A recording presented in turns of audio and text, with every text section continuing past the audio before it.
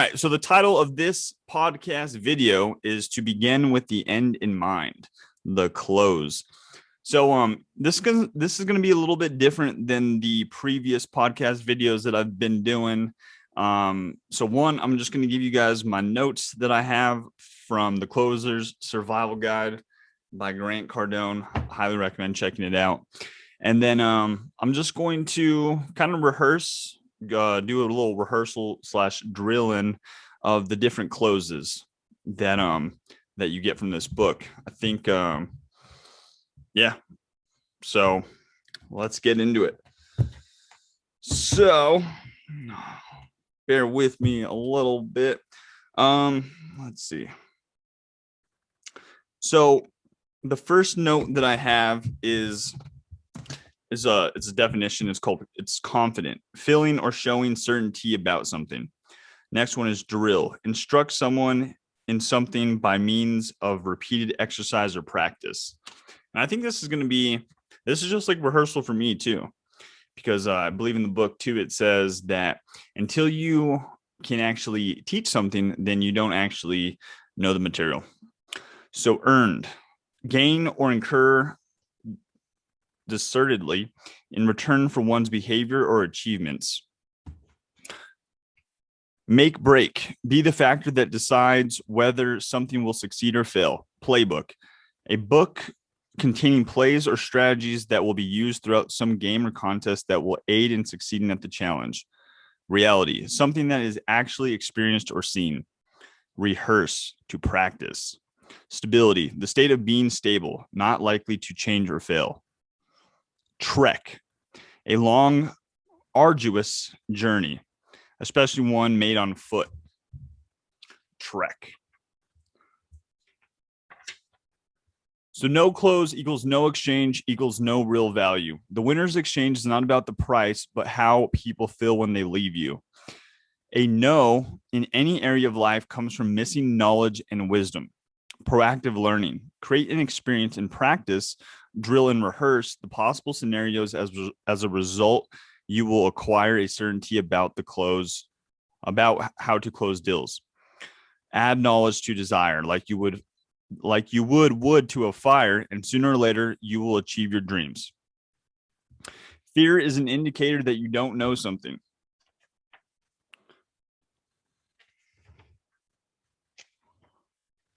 Ridicule by others is often a good indicator that you're doing something right.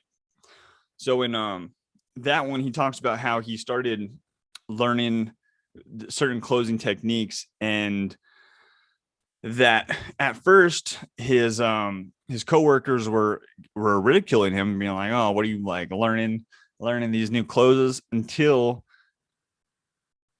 he started just like blowing it up. And then they eventually were just like, "Hey, can you teach me how to do this?" So there's a direct relationship between the amount of effort somebody is willing to put into their learning and their earnings.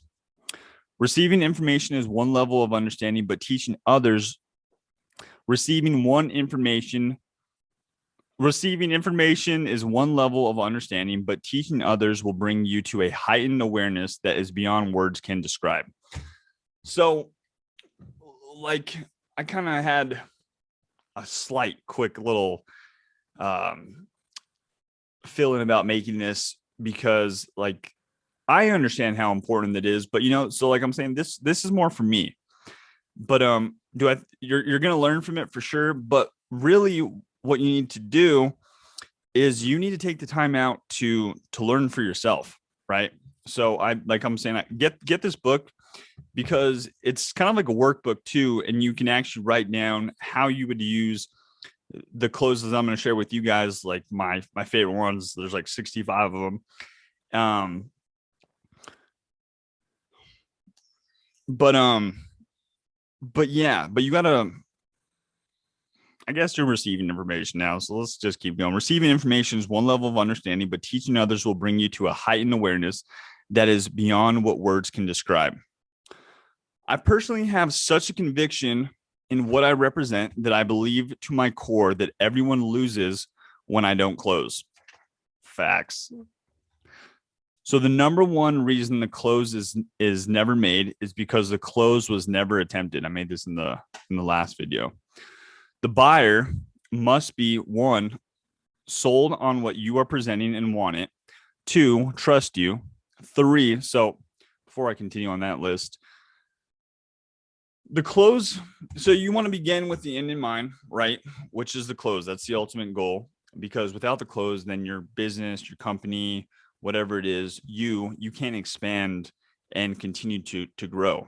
So this is vital. But in order to get to that point, there are certain things that are assumed that are already taken care of, and this is that list. So one, the buyer, it must be sold on what you are presenting and want it. Two, trust you. Three, be the decision maker. And four, have the wherewithal to pay for the product. I like this last one, or this next note, because I think I wrote it down in my notes from like another video that I was listening to the other day, and I even told my coworker about it too, that like, what's worse, regret or rejection? Regret or rejection? So it's better to get a no because you asked than no response because you didn't. So if you didn't even attempt it, then you're going to go through life regretting that you didn't even attempt it. Making sure this mic's on. So you have to be willing to be rejected. That's just a part of the game. And in the book Building an Empire by Brian Carruthers, he talks about how when you first start out, and then you just have to develop alligator skin. You have to just know that people are going to just reject you in a bunch of different ways. So it's better to get a no because you asked than no response because you didn't. Push yourself to attempt the close, be willing to fail, be willing to get the no, and you will be shocked at the number of people that will close just because they were asked. This retreat and desire to avoid emotional output is a retreat from life itself. Think about it. If you have like this, like what I've been thinking about, if I have all these like goals and wants and needs, and I'm not doing the necessary actions in order to do them, then it's super true. Then I'm retreating from life itself. Like how else am I supposed to expect something to change if I don't put myself in the situation to be rejected? Like, I know it's scary, and I know we don't like rejection, especially me. Like, I hate being rejected, and it prevents us a lot of the times from just taking action at all. Acknowledge whatever reaction they have or whatever they may be experiencing, but do not respond with more emotion. That's kind of like brings me to another point, is just kind of like walking around through the world these past like couple of weeks. I've just been noticing that everybody's emotional. Everybody is like nervous, and if you kind of like take a step back and objectively just kind of look at people, and just know that people are emotional, and just because they respond in an emotional way, it doesn't necessarily mean that it's like a good or bad thing. It's just a reaction. Sometimes people, they get startled, or sometimes you just kind of like catch them off guard, and they'll have a little reaction. So don't respond to it with more emotion. Train yourself to handle people logically, not emotionally. You have to believe at a very deep level in order to control when you get the close. You have to believe at a very deep level. You have to believe at a very deep level in order to control when you get the close.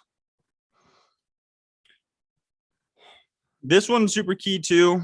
That kind of like, I think opens up a lot of doors that you're probably just kind of like stopping at. It's treat all objections as complaints until further validated. Actually, I'm going to start just being super persistent with using that. But the last time I used it, another key one, it's further in the notes, but it's like, it's always ask one more time. It's just like the idea of never quitting. But I invited this girl to hang out and come and soak the other day, and she was just like, I have work in the morning, and normally I'd be like, oh, okay, like you have work in the morning, just like, so I'm taking it as a no. But instead I treated it as a complaint, and I used one of the closes. I was just like, do it anyway. I think I should have actually agreed or acknowledged it, like, I understand, do it anyway. Instead, I was just like, I just didn't acknowledge what she said. I was just like, do it anyway. And go figure, like she didn't close, like she didn't commit to coming over, but it didn't ruin anything. That's like the other thing too, is just because they like just because it's like a semi objection doesn't mean that it's like a no forever, right? Let's see.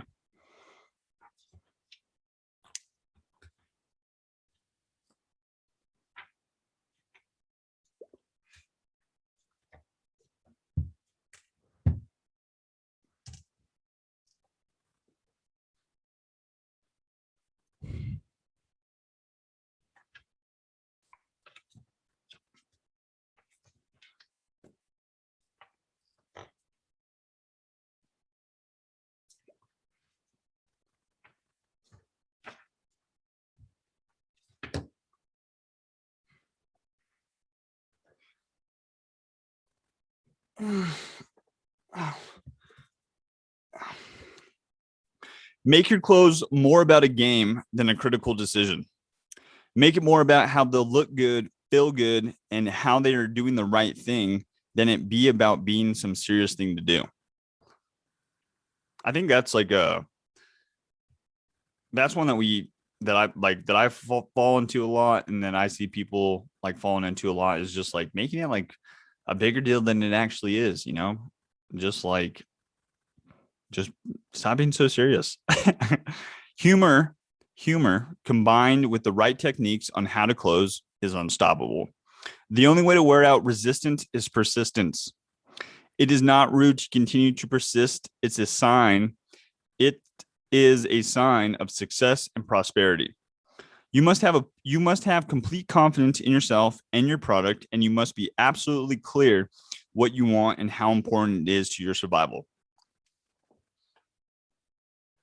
That one, when I was like writing it down, and why I wrote it down, because it's so true, and it's kind of like with all the past podcasts that I've been talking about, is just like the idea of just being sold yourself, and how that comes from actually having something that you believe in, and and just kind of like understanding like what is the ultimate goal, like for my perfect presentation.